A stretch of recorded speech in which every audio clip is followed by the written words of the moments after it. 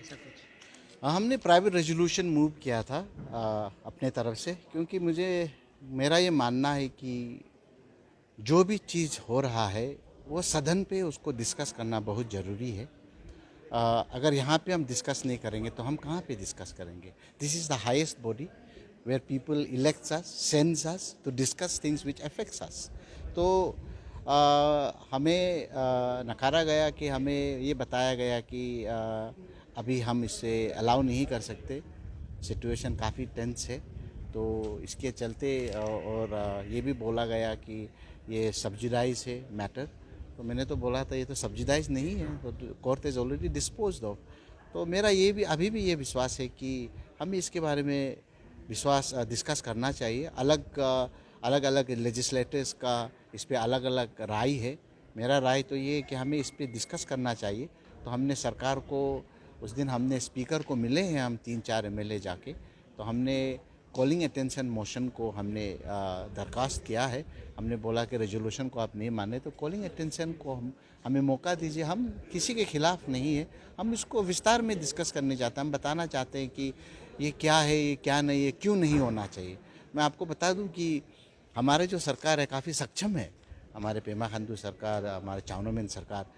अब देखिए इतना अभी तक ऐसा नहीं हुआ। एग्रीकल्चर पॉलिसी जो पिछले बार मैंने बोला था हॉर्टिकल्चर पॉलिसी, अब वो एग्रीकल्चर पॉलिसी लेके आ रहे हैं। आज फ्लड जोनिंग का उसने विस्तार में बताया, वो भी होने वाले हैं। अनलॉफुल इविक्शन जो हो रहे उसके बारे में भी इतना अच्छा ये एजुकेशन के बारे में इतना बढ़िया पॉलिसी।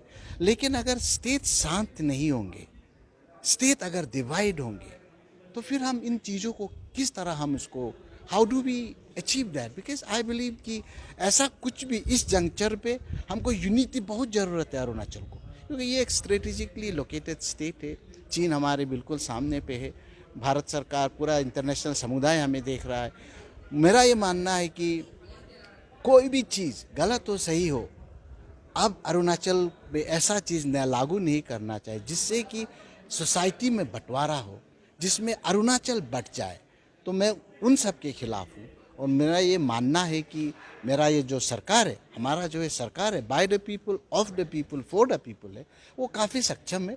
और वो ऐसा कोई कदम नहीं उठाएंगे जिससे कि हमारे अरुणाचल पे दरार पड़े, हमारा एकता पे, हमारे अखंडता पे दरार पड़े। And I am very sure government will take a very very important call on this, and I have full faith in the government कि वो गलत चीज़ नहीं करेंगे। ये जो गृह मंत्री मामाना तुंग का एक अंडरशिप में अभी डिस्कशन चल रहा है, शायद सबको बात करेगा बोला है, मुख्यमंत्री साहब भी ऐसा बोल रहे हैं, इसका ऊपर में आपका क्या कहना है?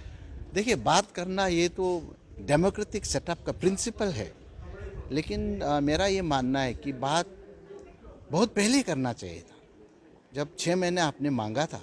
क्योंकि मैं ये भी साफ कर दूं कि ये कोर्ट का डायरेक्टिव नहीं है जो 6 महीना का है, ये तो सरकार ने मांगा था।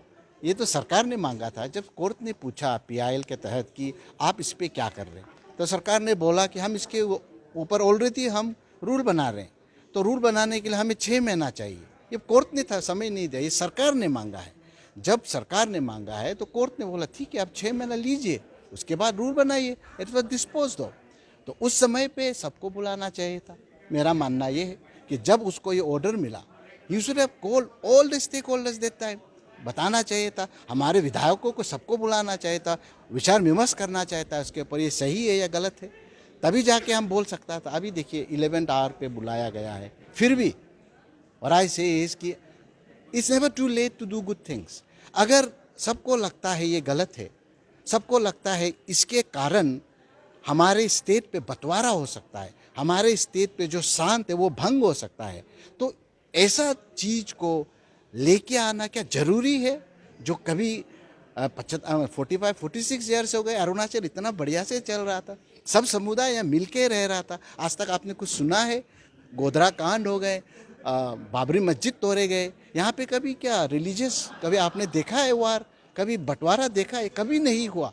तो मुझे काफ़ी देख के काफ़ी दुख लगा कि जब हमारे भाई और बहनों अलग अलग जो आस्था पे विश्वास करते हैं, कभी एक प्रोसेशन निकाल रहे थे, कोई और प्रोसेशन निकाल, ये अरुणाचल पे कभी नहीं हुआ। And I am totally against it. And I believe कि anything which divides the state, any law might be good, bad, right, wrong, if it divides the state, we should not introduce it. That is my call. लोगों Thank you. को, आम आदमी को क्या message रहेगा sir कि situation को normalise करके आप लोग किस तरह से काम करेंगे, उसके लिए लोगों को क्या मैसेज है? देखिए, ये सिर्फ सरकार का काम नहीं है, ये हर एक जन, अरुणाचल के एक एक जन का ये दायित्व है, ये हमारा फंडामेंटल ड्यूटी है। हम राइट्स के बारे में बात करते हैं, ये भी एक ड्यूटी है कि हम शांति बनाए रखें। अरुणाचल एक यूनाइटेड स्टेट है। अरुणाचल पे आज तक रिलीजन के बेस पे कभी बंटवारा हुआ नहीं, ये होना भी नहीं चाहिए और हम ये होने भी नहीं देंगे। और मेरा अरुणाचल के वासी काफ़ी इंटेलिजेंट है, काफ़ी सक्षम है, वो बहुत जानते हैं, पारदर्शी है और काफ़ी जानकारी इंसान है। तो मेरा ये मानना है कि इस स्टेट का जो, राज्य का जो, हमारा जो आदमी है, जो जन है, वो ऐसे चीज़ को कभी होने नहीं देंगे। आज हम ईसाई धर्म पे विश्वास करते हैं, हमारा ही भाई, हमारा करीबी यार, वो अपना इंडिजिनस वे पर विश्वास करते हैं। हम अभी तक अच्छे से रह रहे हैं, हम क्यों चाहेंगे कि हमारे बीच दरार आए? तो मेरा ये मानना है कि हमारे जितने भी अरुणाचल के लोग हैं वो अखंडता पे, हमारे एकता पे विश्वास करते हैं। We are united people, we won't let any divisive force divide us. We are a united people, we are a united state. और अरुणाचल एक ऐसा राज्य है जिसका मिसाल भारत में नहीं, सारे विश्व भर में लिया जाता है कि we are island of peace. और वो आइलैंड ऑफ पीस को बचाना हर एक अरुणाचली का फंडामेंटल ड्यूटी है। और मैं जो हूँ 16 याचुली का, मेरे की पंजौर डिस्ट्रिक्ट का हम MLA है और आखिरी दम तक अरुणाचल का यूनिटी के लिए मैं खड़ा होऊंगा।